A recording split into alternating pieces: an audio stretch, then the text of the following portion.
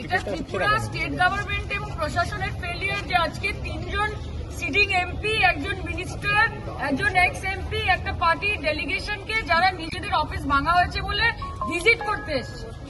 একটা 5-6 জনের ডেলিগেশন তাদের পার্টি অফিস ভাঙা হয়েছে বলে আপনাদের পশ্চিমবঙ্গে তো আপনারা 365 দিন ডেলিগেশন পাঠাচ্ছেন।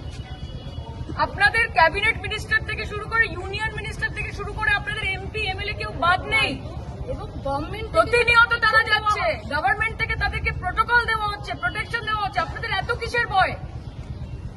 আমরা এখানে কি ইলেকশনের জন্য এসেছি না কিসের জন্য এসেছি যে এখানে একটা 6 জনের একটা ডেলিগেশনকে আপনারা পার্টি অফিস অব্দি যেতে দিতে পারছেন না? যে আপনারা ফোন করে করে সব ড্রাইভারদেরকে হুমকি দিচ্ছেন? এত ভয়? এটা থেকেই বোঝা যায় যে মমতা বন্দ্যোপাধ্যায় কত বড় লিডার, তার প্রভাব এবং প্রতাপ কতটা, এবং গণতন্ত্র পশ্চিমবঙ্গে কতটা। যে আপনারা এখানকার ত্রিপুরার লোক থেকে শুরু করে যারা চাকরির জন্য, যারা পড়াশোনার জন্য, যারা চিকিৎসার জন্য পশ্চিমবঙ্গে যাচ্ছে তাদেরকে আমরা বুকে টেনে নিই, তাদের জন্য সবকিছু ফেলিসিটেট করা হয়। কিন্তু এখানে জনপ্রতিনিধিরা আনফরচুনেটলি, এটা ত্রিপুরা সরকার, বিজেপির ডবল ইঞ্জিন সরকার, ভারতীয় জুমলা পার্টির ডাবল ইঞ্জিন সরকারের ব্যর্থতা যে আজকে এই পরিস্থিতির মধ্যে আমাদেরকে এয়ারপোর্টের বাইরে ধর্ণা দিতে হচ্ছে। জনপ্রতিনিধিদের গাড়ির নিরাপত্তা দিতে পারছে না, সাধারণ মানুষের নিরাপত্তা কি করে দেবে? 4টে গাড়ি আমাদের খুবই দুঃখজনক ঘটনা, যেটা বিজেপির নেতারা এত গলা বাজিয়ে পশ্চিমবঙ্গের বুকে গিয়ে বলে পশ্চিমবঙ্গ নাকি সেফ নয়। কিন্তু আজকে আমরা দেখলাম ত্রিপুরায় এসে 1.5 ঘন্টা ধরে বসে আছি, এখান থেকে গাড়ি পাচ্ছি না। আমরা টাকা দিচ্ছি, টাকা দিয়েও গাড়ি পাচ্ছি না, এবং যে গাড়িগুলোকে বুকিং করে নিয়ে আসা হচ্ছে আমরা দেখছি সেখানেও হুমকি দিচ্ছে বিজেপির প্রভাবশালী নেতারা কিংবা বিজেপির জনপ্রতিনিধিরা। কেউ না কেউ তো তাদেরকে ধমকি দিচ্ছে, যার জন্য তারা গাড়ি নিয়ে আসতে ভয় পাচ্ছে।